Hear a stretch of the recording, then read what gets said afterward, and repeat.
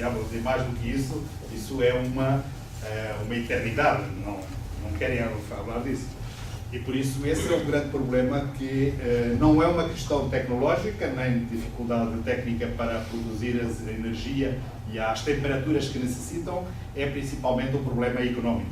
E uma indústria normalmente faz essas contas muito rápidas, enquanto não forem obrigadas, ou enquanto os preços da energia convencional não forem suficientemente elevados, vão continuar a não ter. Mas de facto existe uma necessidade muito grande de energia térmica na indústria. Este foi um projeto que já desenvolvemos no início da década passada, mas as conclusões, e porque o mercado na indústria não se desenvolveu, praticamente todas as conclusões desta altura estão atuáveis, e por isso as apresento aqui em complemento com os resultados de dois projetos da Agência Internacional de Energia, chamada TASC 33 e 49, que agora está a ser prosseguida e que visa precisamente, que se baseou neste trabalho inicial do projeto Rocha. Por que utilizar energia solar, por exemplo, na indústria? Normalmente são sistemas grandes, portanto temos a dimensão do sistema. E, portanto, os custos unitários, em princípio, deveriam ser mais baixos. Portanto, há uma redução do custo unitário. Depois, normalmente, a indústria labora durante o dia.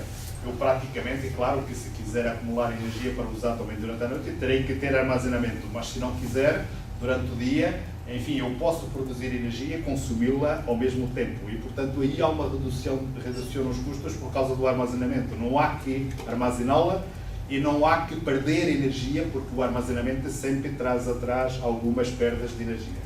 Portanto, o rendimento do sistema melhora, o armazenamento, os custos, porque não há armazenamento, diminuem e, portanto, o custo reduz-se. Normalmente tem havido, neste momento não há nada de subsídios, em Europa pelo menos, não há qualquer tipo de subsídio, mas de facto nos últimos anos, e nomeadamente em Portugal, as empresas que investissem, compreendem? Investissem, se chama, podiam reduzir o valor do investimento em 4 anos. O que quer dizer que o sistema ficava pago em 4 anos. Mas mesmo assim era difícil. E muitos outros países tinham este tipo. Mas neste momento essa situação ainda existe, mas não tem sido suficiente para aumentar a utilização. Enfim, este é um slide didático que sempre hablamos, porque, enfim, talvez já devesse ter falado disto primeiro.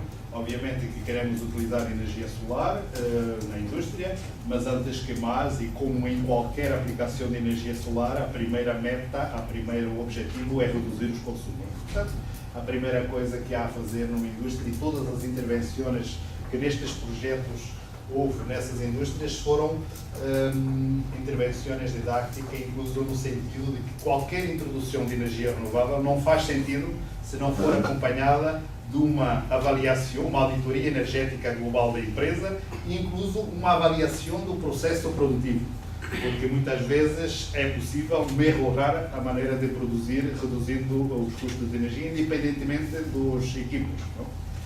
E, portanto, todo esse processo deve ser anterior a qualquer introdução de energia. Se em cima de tudo isso ainda há energia, claro que é necessário produzir, então faz sentido investir em energia solar.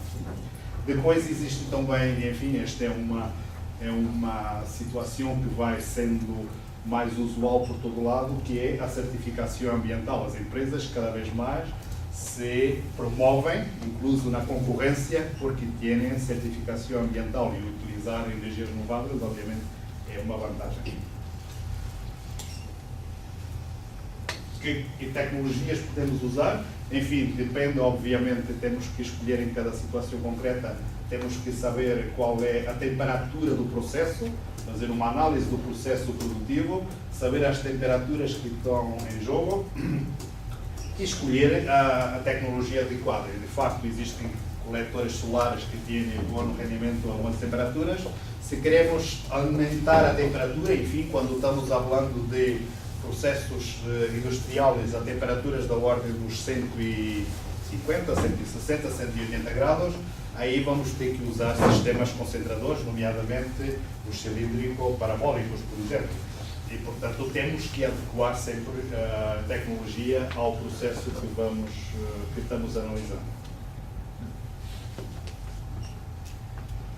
Estas são aquelas e alguns resultados, enfim, destas análises que fizemos nesta área das aplicações na indústria e estão reportados nesta Task 33, que acabou, do programa Solar Heating and Cooling da Agência Internacional de Energia, aquecimento e arrefecimento solar. Tem aqui o site. Neste momento está iniciando uma nova task nessa área para, enfim, o objetivo continua a ser promover estas aplicações a média temperatura, porque por toda a Europa continua sendo difícil a introdução destas tecnologias, principalmente por causa dos custos. Alguns dos resultados dessa task podem ser obtidos diretamente nos sites e a informação aqui não se vê muito bem. A outra. Eu pus aqui as capas de 3 documentos que estão acessíveis a qualquer um no site e que têm muito, tanto as tecnologias, mas na altura em que foi feito, se fez um apanhado de toda a tecnologia, todos os coletores que havia disponíveis que podiam ser utilizados nesta área. Enfim, houve também uma avaliação de potencial, quais eram as indústrias onde teria maior aplicabilidade, e também algumas recomendações para a implementação dessas tecnologias. Todo este é a documentação que está acessível e que é muito útil para quem quer, e é bom que alguém que queira introduzir-se nesta área possa tirar os ensinamentos que já foram obtidos por esses grupos. Como é que integramos a energia solar no processo industrial? Há várias maneiras. Enfim, aquilo que está aqui diferente, de certa maneira esquematizado, são diferentes processos. Nós podemos ter, por exemplo, um processo que utiliza vapor a alta temperatura. Nós podemos, com aqueles coletores cilíndrico-parabólicos, por exemplo, podemos obter diretamente essa energia a alta temperatura e incorporá-la diretamente no processo. Mas também podemos, normalmente isto são processos em que há reciclagem do fluido, podemos fazer o pré-aquecimento desse fluido no regresso do processo e antes de ser novamente reaquecido, não é? Ou então, portanto, fazendo no pré-aquecimento desse fluido, ou porque existe fornecimento de novo, ou então nesta zona, ou então utilizando diretamente no armazenamento, fazendo funcionar a energia solar como se fosse um forno, uma fornalha, um sistema convencional. Estas instalações em geral são, nomeadamente o acoplamento da energia solar, é muito sencillo, são sempre instalações muito simples. Enfim, algumas das que analisamos eram de facto instalações super simples, porque muitas delas nem sequer precisam de armazenamento, porque funcionam sempre e, portanto, podem utilizar diretamente a energia. Portanto, um simples permutador de calor que faz o retorno do fluido do processo e é reaquecido, por exemplo, naquele esquema de reaquecimento que eu falei anteriormente.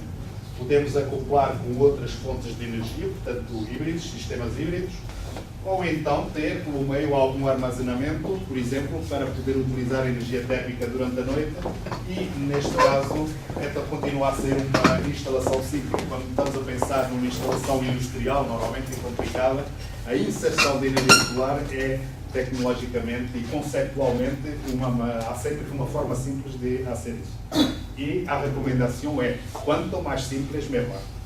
Sempre, todas as instalações onde houve muita complicação em engenharia, normalmente há sempre problemas. As situações mais simples, mesmo que por vezes possamos perder alguma coisa em eficiência global, ou que pensamos que podemos, é sempre melhor fazê-lo da forma mais simples do que complicar. Enfim, essa é a nossa experiência dos que trabalham em energia solar há uns anos. Sim? Enfim, temos aqui um gráfico que, enfim, mostra de certa maneira como é que depois o sistema funciona durante o dia. Nós temos a energia que pode ser coletada, que está aqui nesta curva vermelha. Temos o processo que pode utilizar se for um processo descontínuo e se houver armazenamento, obviamente, essa temperatura, consoante haja mais ou menos consumo, isto vai variando.